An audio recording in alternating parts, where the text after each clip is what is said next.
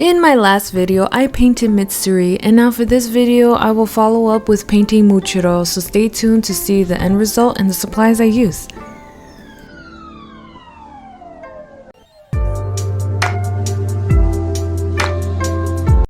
Let's get right into it. Since my design is already pretty much sketched out already, I'm going to outline it with black acrylic, and this will help me for a guideline so when I start painting my design. In case you're wondering what paintbrush I am using a long detail brush, and definitely helps with these anime lines that I create with these paintings. Now that I'm done with the outline design, I'm going to get started with the painting. In case you're wondering what acrylic brand I'm using Hobby Lobby's Master Touch acrylic paint. I definitely love it and it's very affordable. I definitely recommend you checking it out and trying it out for yourself. I like to add more than one layer to my design, so once I'm done with the eye and I let it dry for a bit, I'm going to go back to it and add more layers to it. So for this design, the eyes are not completely black on top. You want to make sure you make it more like a grayish tone, so I'm turning it more like a blue-gray tone, so keep that in mind.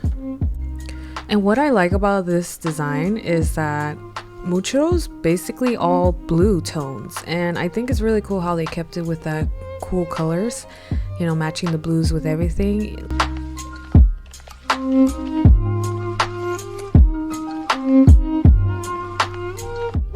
Now that we are done with that part of the hair, we're gonna go into the darker color, and yes, I added a hint of blue into it, more like the gray that's already made there, and we're gonna add that underneath.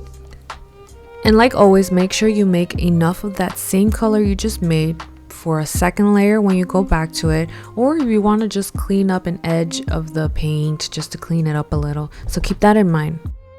Now I'll be using Maple Yellow from Master Touch acrylic paint from Hobby Lobby, and I've added a lot of white and just a hint of the Maple Yellow. I didn't record this part, but you're going to need like a nice light brown, mixing it with white and the Maple Yellow that we were using for the skin tone. You're probably going to have to use a lot of white just to make it that light tan look, and if you already have the color tan with you, then definitely feel free to use that as well. Now to make these eyes pop, we're going to add that shade, and we're just going to mix white and black. You're going to need mostly white and just maybe a hint of black.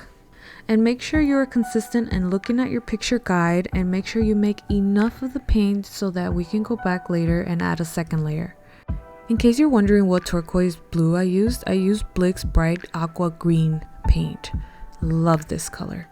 Now I mixed a little black into it and added a little white and made it more like a gray aqua color. So pretty. We're gonna add that now for the outfit.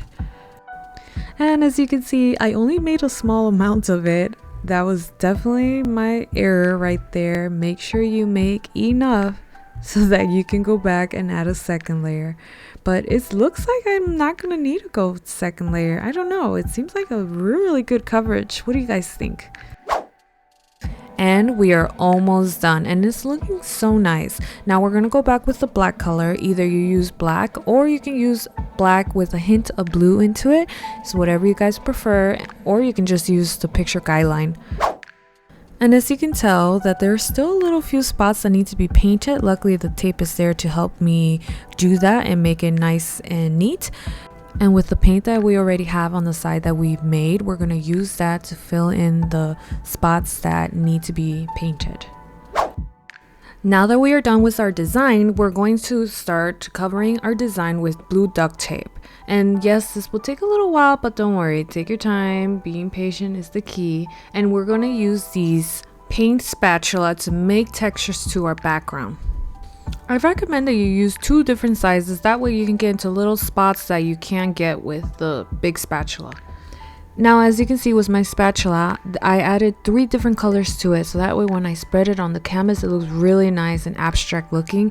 Now it doesn't have to be a neat background, it can be as abstract, random as it can be. This is not supposed to be perfect, so have fun doing this. The more texture, the better, I would say, especially when it dries. It's going to look so nice. The design is going to be so flat, and the background is going to be like this 3D looking texture, which is so cool. I think you guys will definitely enjoy doing that, and it gives you an idea how to use these spatula and what you want to do in the future with these. And make sure the background is completely dry before you remove the duct tape. Now, as I am removing this, I did notice that there are some spots that I didn't quite touch with the paint. So what we're going to do is go back with the same paint that we used and fill in the white spots that we didn't touch. And if you notice that some got on the design, that's okay. We can always go back with the color that we made, or you're gonna have to remake it if you don't have that color with you. So it's always good to make enough, and also it's always good to save that same paint color that you made for the design in like a little container, just so you can go back with it and fix your design. Believe it or not, this part is always so satisfying to me because it's looking so much neater as I continue to go towards finishing this design. Am I the only one, or do you guys feel the same way? And now that we are done with our design, I'm going to apply this Liquitex matte media. And yes, it was $4.99 at Hobby Lobby. Definitely check it out. Not sure if it's still on sale, but definitely check it out just in case. And I'm going to use a big brush to apply my Liquitex all over my canvas.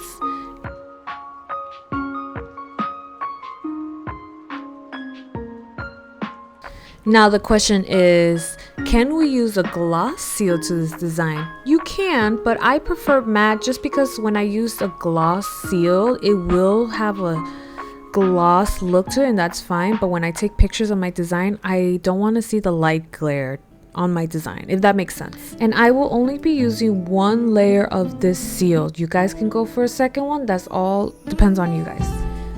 Now I'm going to paint the side of my canvas black, and I'm going to use Angel's acrylic leather paint. This is perfect for a nice layer of black. You don't have to use too much of this acrylic paint because look, just one layer just goes a long way. You can always add a second one, that's totally fine, but compared to other acrylics, you add constant layers, and I've noticed that with this acrylic I don't have to add that much layer. So this is perfect, and I do recommend using a sponge because that way it goes on really clean compared to like a brush, because if you're gonna paint the edges with the brush, it's gonna take you forever. So definitely use a sponge. It goes a long way.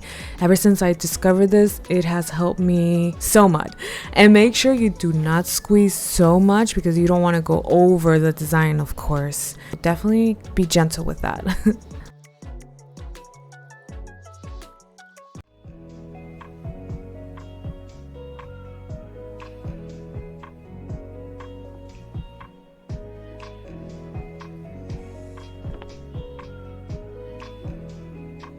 And it is looking gorgeous.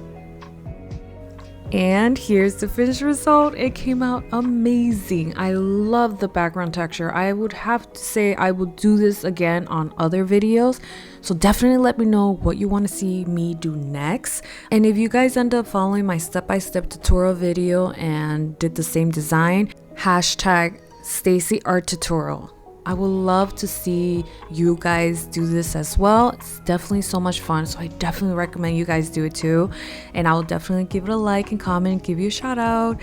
And thank you guys for watching to the very end. If you guys are interested in purchasing some of my art, definitely check out my Etsy account and follow me on every social media platform so you can get updates and when I post on my Etsy account. And again, thank you guys for watching my videos. Also, don't forget to watch my Nezuko painting I did on a wooden panel. And if you guys want to find me on other social media platforms, you can always follow me on Instagram or even my TikTok. And that is it for the video. I hope you guys enjoyed this video. Please don't forget to like and subscribe, and let me know your thoughts and comments and what I should do next in the comment below. Until next time, bye!